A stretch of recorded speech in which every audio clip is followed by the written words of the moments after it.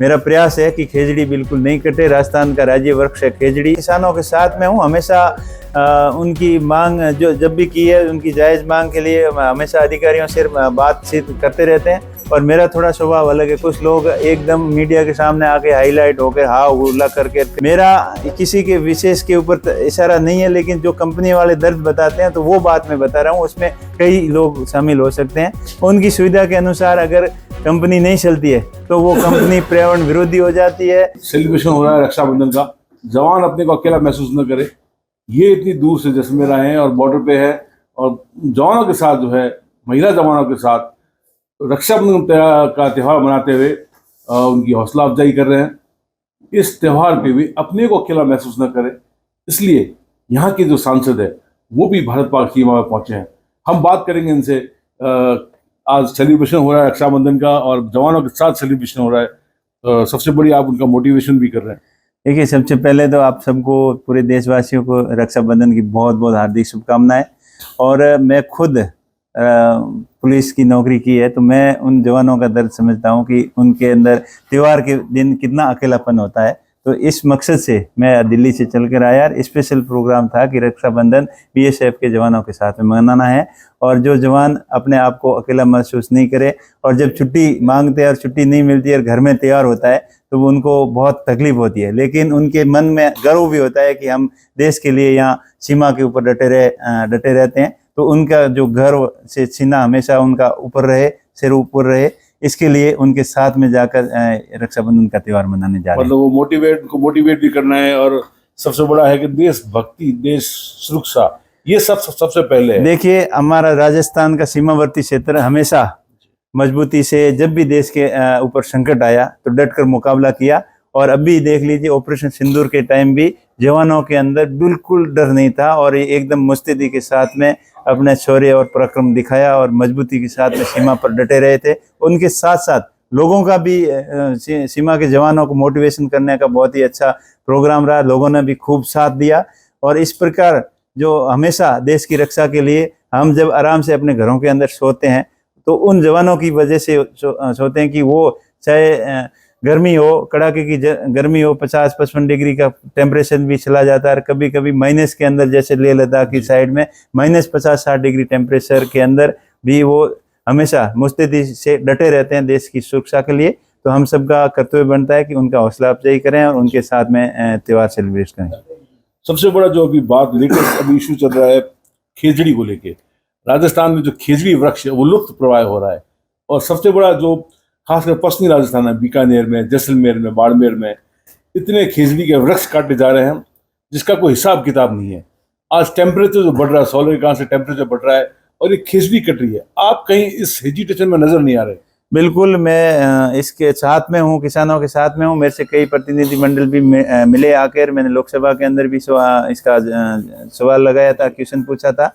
और मेरा प्रयास है कि खेजड़ी बिल्कुल नहीं कटे। राजस्थान का राज्य वृक्ष है खेजड़ी, और खेजड़ी परंपरागत पुराने समय से भी खेजड़ी के ऊपर लोग निर्भर रहते थे उनके पशुपालन के लिए। और उनके ऊपर जो सांगरी आती है वो बहुत ही प्रसिद्ध व्यंजन के अंदर आता है, सब्जी बनती है खेजड़ी की। और खेजड़ी से पशुपालन के अंदर बहुत ही बड़ा सहारा मिलता है। और जहाँ जिस खेत के अंदर ज़्यादा खेजड़ियाँ हैं उनकी खाद भी अच्छी होती है, वहाँ उस खेत की फसल भी अच्छी होती है। तो इस हिसाब से खेजड़ी बिल्कुल नहीं कटनी चाहिए।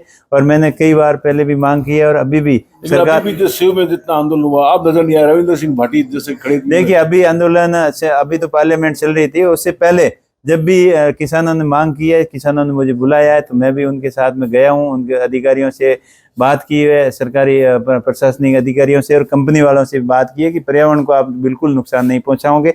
और मेरी कई बड़ी कंपनियों के साथ में वार्तालाप हुई है, तो उन्होंने भी अपना दुख जाहिर किया है कि लोगों की, नेताओं की सुविधा के अनुसार ये चल रहा है, तो वो ठीक नहीं है। हम भी परेशान है कि सरकार ऐसी कोई गाइडलाइन बना दे कि जिसमें कुछ शिफ्टिंग का प्लान हो, या नए पेड़ लगाने का प्लान हो, या जो कोई गाइडलाइन फिक्स कर दे तो वो कंपनी वाले भी परेशान नहीं हो। तो इस दिशा के अंदर मैंने सरकार से भी मांग की है कि ये बहुत बड़ी विकट समस्या है, इससे बहुत ज़्यादा किसान परेशान है, पर्यावरण प्रेमी भी परेशान है। बीकानेर से लेकर अब गुजरात के बॉर्डर तक पूरा थार का बॉर्डर एरिया इस समस्या से बहुत ही प्रभावित है। और अभी मैंने बात की बड़ला की, बड़ला के अंदर सबसे ज़्यादा अपने राजस्थान के अंदर सोलर प्लांट लगे हुए हैं। तो पिछले 5 साल के अंदर टेम्परेचर के अंदर 3 से 5 डिग्री सेल्सियस का बढ़ोतरी हुई है, एवरेज बढ़ोतरी हुई है। अगर इस प्रकार से टेम्परेचर के अंदर बढ़ोतरी होती है तो आने वाले समय में हीट वेव का खतरा रह सकता है मानव जीवन के लिए भी, और आसपास के वन्य जीव जंतुओं के लिए भी बड़ा खतरा हो सकता है। इसलिए सरकार को समय रहते चेतना चाहिए और कम से कम 25% ग्रीन बेल्ट एरिया उसी जगह डेवलप करना चाहिए। कागजों में खानापूर्ति अभी भी कर रहे हैं कि प्लांटेशन दूसरी जगह कहीं दिखा दिया, यहाँ इतने पेड़ काटे हमने, इतने लगा दिए, लेकिन लगता नहीं है।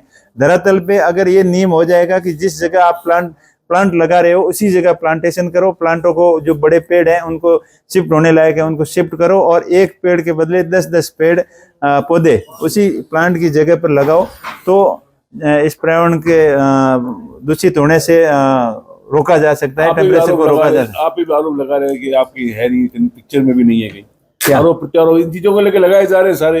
नहीं, बिल्कुल मैं किसानों के साथ में हूँ, हमेशा उनकी मांग जो जब भी की है उनकी जायज़ मांग के लिए हमेशा अधिकारियों से बातचीत करते रहते हैं। और मेरा थोड़ा स्वभाव अलग है, कुछ लोग एकदम मीडिया के सामने आके हाईलाइट होकर हा हुला करके फिर लुप्त हो जाते हैं, उनको सुविधा शुल्क मिल जाता है तो वो फिर कंपनियों के साथ में हो जाते हैं। मेरा किसी के विशेष के ऊपर इशारा नहीं है, लेकिन जो कंपनी वाले दर्द बताते हैं तो वो बात मैं बता रहा हूँ, उसमें कई लोग शामिल हो सकते हैं। उनकी सुविधा के अनुसार अगर कंपनी नहीं चलती है तो वो कंपनी पर्यावरण विरोधी हो जाती है और लोगों के मतलब नुकसान देने वाली हो जाती है, और उनकी सुविधा के अनुसार कंपनी वाले मान लेते हैं तब वो कंपनी अच्छी हो जाती है। ये नीति बिल्कुल नहीं चलेगी। मैं कह रहा हूँ बीकानेर से लेकर गुजरात के बॉर्डर तक जितनी भी सोलर कंपनियां लग रही हैं वो पर्यावरण के साथ में खिलवाड़ कहीं कहीं कर रही है। तो मैं तो सरकार से मांग की है कि इन कंपनियों को पाबंद करे, कम से कम 25% रिजर्व फॉरेस्ट इसके पेड़ पौधों के लिए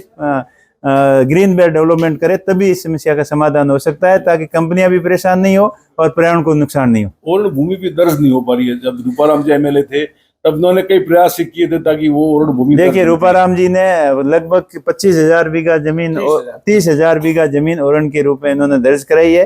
वो मैं कह रहा हूँ सेटलमेंट की तरफ कहीं भूल वंश जो ओरण और गोसर की जमीन थी वो राजस्व रिकॉर्ड में दर्ज नहीं हुई। मुंह बोली ओरण के नाम से अभी भी कई जगह ओरण और गोचर की जमीन है, अलॉट हो रही है, वो अलॉट नहीं होनी चाहिए। गांव वाले विरोध करें, वो ठीक करें। उसके अलावा बहुत सारी जमीनें पड़ी है ना, वो भी, उसमें भी मेरा कहना है कि उपजाऊ जमीन है जो जहाँ पहले नहर का निकालने की प्लानिंग थी, इंदिरा गांधी नहर और नर्मदा नहर को जोड़ने की पहले प्लानिंग थी, उसके तहत जो कृषि योग्य अच्छी भूमि है उसको सोलर को न दें। जो नॉन पीएल जमीन है, जहाँ अनकमांड जमीन है, जहाँ और बंजर टाइप जमीन है, वो सोलर को दे, लेकिन उपजाऊ जमीन है वो सोलर को न दे। वो किसानों को जिस रेट पे सोलर कंपनियों को अंधाधुंध अलॉट की जा रही है उसी रेट के ऊपर भूमिहीन किसानों को वो जमीन देनी चाहिए 50% कम से कम, ताकि पर्यावरण और एग्रीकल्चर का सभी लोगों का संतुलन बराबर बना रहे। सबसे बड़ी बात पानी को लेकर, न तो नहरों में पानी आ रहा है और न ड्रिंकिंग वाटर जैसलमेर शहर में 6-6 दिन में पानी आ रहा है। तो लग रहा है कि सिस्टम पूरा कहीं कॉलअप से, कहीं लगता ही नहीं कहीं कोई जैसलमेर में पीएचई डिपार्टमेंट है। देखिए जेजेएम 100% फेल है अपने मारवाड़ के अंदर, कहीं कहीं मैं कह रहा हूँ 100 नहीं तो 90% 100% फेलियोरिटी है। खाली नल कनेक्शन लगाने की होड़ लगी हुई है, जल कैसे आएगा किसी को पता नहीं है। इनकी प्रॉपर प्लानिंग नहीं हुई और सरकार ने कभी ध्यान नहीं दिया वाटर संरक्षण के लिए। डैम जो पुराने बने हुए 1960 के दशक का डैम बना हुआ, अभी तक उसके अंदर कभी सिल्ट भी नहीं निकाली गई, और ये बातें कर रहे हैं कि हमने वो पानी रोक दिया, ये कर दिया, वो समझौता खत्म कर दिया। तो ये बताए तो सही कि रोक के पानी डाला कहाँ है। हम तो बड़े खुश हुए थे कि वहाँ पानी रोक के इंदिरा गांधी नहर में डालेंगे ताकि राजस्थान का, पश्चिम राजस्थान का क्षेत्र पूरा हरा भरा हो जाएगा। लेकिन अभी भी आज इस सीजन के अंदर बारिश पीछे हो रही है, तब भी किसानों के मेरे पास फोन आ रहे हैं कि आज भी इंदिरा गांधी नहर के अंदर किसानों के लिए पानी नहीं आ रहा है, और बातें बहुत बड़ी बड़ी कर रहे हैं कि हम ये कर देंगे वो कर देंगे। ये सरकार की पूरी फेलियोरिटी है। और जिस प्रकार सरकार ने पहले लोगों सत्ता में आने से पहले 2014 से पहले जो बात कही थी कि हम नदियों को नदियों से जोड़कर पूरे देश को हरा भरा कर देंगे, हर किसान के खेत तक पानी पहुंचाएंगे, उसके ऊपर 0% काम किया, खाली भाषण देने के अलावा कुछ काम नहीं किया। और अभी भी ये बोल रहे हैं कि हमने पाकिस्तान का पानी रोक दिया, ये कर दिया, कुछ नहीं किया है, खाली थोथी और खोखली घोषणाएं की है। अगर धरातल के ऊपर काम करते तो पानी के संकट से समाधान मिल सकता था। और अभी समय रहते इन डैमों का पुनरुत्थान नहीं करेंगे, उनकी कैपेसिटी नहीं बढ़ाएंगे, नए बांध नहीं बनाएंगे और जो वाटर स्टोरेज के लिए कोई प्लानिंग शेड्यूल नहीं होगा तो आने वाले समय में और ज्यादा संकट हो सकता है पानी का। राजस्थान में सरकार क्या लग रहा है, किस तरह काम कर रही है? आपने कोई आरोप भी लगाए कि चला रहे हैं? बिल्कुल, बड़े अधिकारी और कुछ नेता ही उसके अंदर है, बाकी किसी की कुछ नहीं चल रही है। और जो कंपनियां, बड़े कॉरपोरेट घराने, अडानी वाला जो सोलर को तो पूरा वो कंट्रोल किए हुए हैं और बड़े बड़े इन्वेस्टर हैं, वो अपने हिसाब से मन के मुताबिक पॉलिसियां बनाते हैं, वही चलाते हैं और जो अपनी सुविधा के अनुसार सब चल रहा है। सरकार नाम की कोई चीज़ नहीं है, किसी के अंदर भी मुख्यमंत्री ये कर देगा वो कर देगा कि भय नाम की चीज़ नहीं है। खाली मुख्यमंत्री जी भाषण और भ्रमण के अंदर लगे हुए हैं और धरातल के ऊपर कोई काम नहीं हो रहा है, पूर्ववर्ती सरकार को कोसने के अंदर लगे हुए हैं।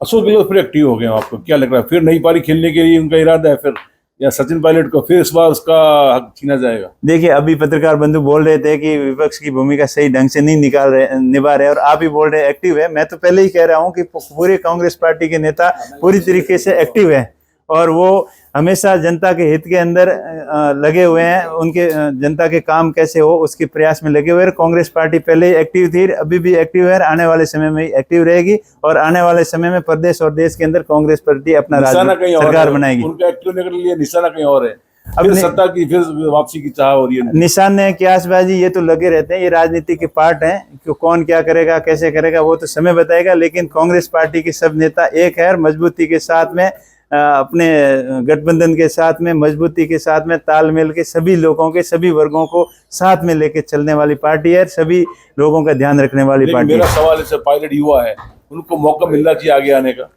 मैं तो कह रहा हूँ सबको पार्टी मौका देती है, किसी को पीछे नहीं छोड़ती है और जो जिस तरीके से मेहनत करता है सबको आगे आने का मौका पार्टी देती है। पार्टी के आला कमान जो तय करता है उसी के अनुसार पार्टी चलती है और पूरी 100% डिसिप्लिन के अंदर पार्टी है।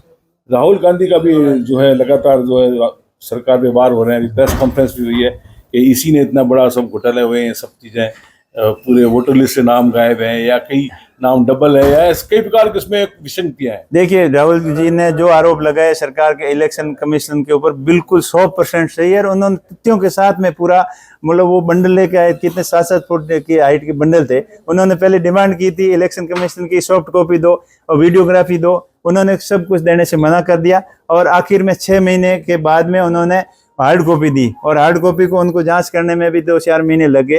पूरा तथ्य निकाले हैं, एक एक घर के अंदर 60-60 वोटों के नाम है, एक आदमी के 5-5 जगह नाम है, एक आदमी के 5-5 स्टेटों के अंदर नाम है, कई लोगों के फोटो धुंधले करके अलग अलग नाम है। जो 5-6 तरीके से वोटों की वोटर लिस्ट के साथ में बहुत बड़ी धांधली की, गड़बड़ी की और एक ही विधानसभा के अंदर 1 लाख फर्जी वोटों का उन्होंने विथ प्रूफ के साथ में उन्होंने प्रेस कॉन्फ्रेंस में दिखाया और पूरे देश को ये समझा दिया कि किस तरीके से बीजेपी इलेक्शन कमिश्नर का मिसयूज कर रही है, उनके ऊपर दबाव बनाकर उनसे गलत काम करवा रही है, बीजेपी के पक्ष के वोटों की संख्या बढ़ा रही है और जो बीजेपी की विचारधारा के वोट नहीं है उनके वोटर लिस्ट से नाम कट रहे हैं।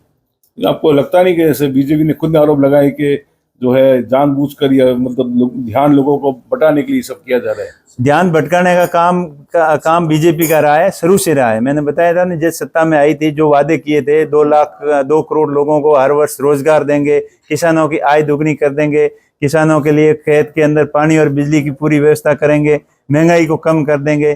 गैस सिलेंडर जब उस 300 रुपये मिल रहा था तब तो बहुत ज़्यादा हल्ले कर रहे थे कि बहुत ज़्यादा मैं अब हो गई महंगाई की मार नहीं सहेंगी अब सरकार, ये कहकर वो सत्ता के अंदर आए।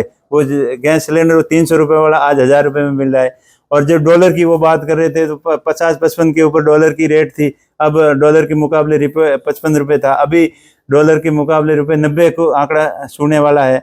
महंगाई पूरी बढ़ रही है, महंगाई के ऊपर कोई कंट्रोल नहीं है।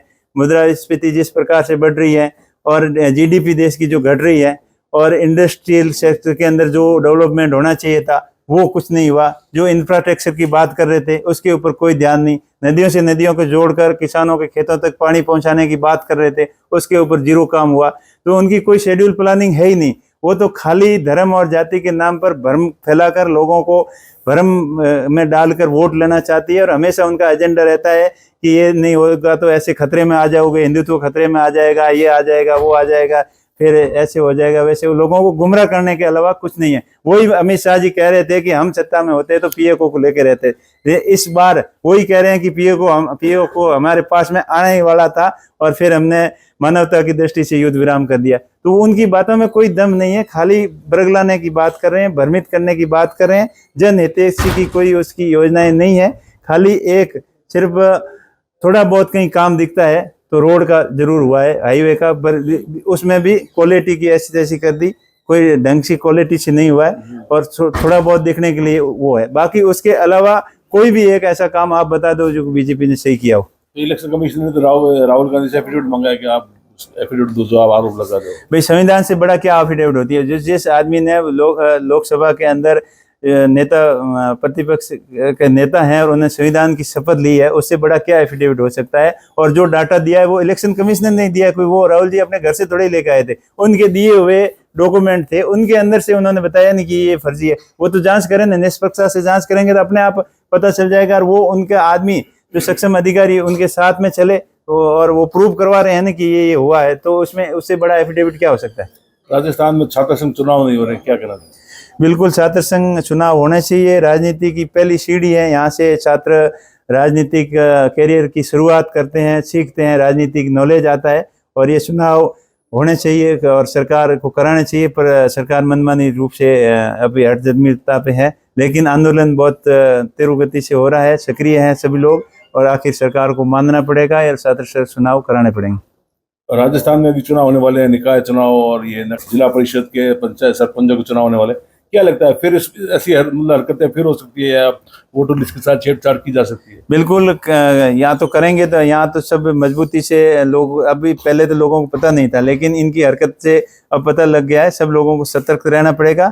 और जो SIR स्पेशल इन्वेस्टिगेशन रिपोर्ट जो तैयार कर रहे हैं वोटर लिस्ट की, वो जिस तरीके से यूपी के अंदर बिहार के अंदर जो उन्होंने शुरू किया है वैसा सिस्टम तो यहाँ बिल्कुल नहीं चलेगा, क्योंकि अब जो मेन आधार कार्ड है, राशन कार्ड है, पैन कार्ड है, जिससे लोग इनकम टैक्स पे करते हैं, पासपोर्ट हैं, वैसे डॉक्यूमेंट ये मान नहीं रहे तो कौन से डॉक्यूमेंट मानेंगे? इससे इनकी मंशा साफ जाहिर होती है कि ये लोगों के वोटिंग के अधिकार हैं, जो गरीब लोग हैं, जो अनपढ़ लोग हैं, उनके वोटिंग का अधिकार छीनने की एक षड्यंत्र रचा जा रहा है। ये थे उम्मीद राम बेनीपाल, जो भाजपा की राजस्थान सरकार पे एकदम खुले रूप से आरोप लगा रहे थे। सरकार पूरी तरह विफल रही है, मुख्यमंत्री को सरकारी दौरों में कई मंदिरों की यात्रा करने में लगे हुए हैं, अधिकारी सरकार चला रहे हैं, पानी बिजली को लेके जो है त्राहिमाम चल रहा है, नहरों में पानी नहीं है। जहां तक उन्होंने जो राहुल गांधी के आरोपों के बारे में बताया कि उन्होंने जो आरोप लगाया एकदम बिल्कुल सत्य है। राजस्थान में चुनाव में भी इस प्रकार ऐसी हरकत होगी जो हम होने नहीं देंगे और हर तरह से जो है पब्लिक पूरी तरह जो है अलर्ट और मुस्तैद है। विमल भाटिया, जैसलमेर, राजस्थान तक।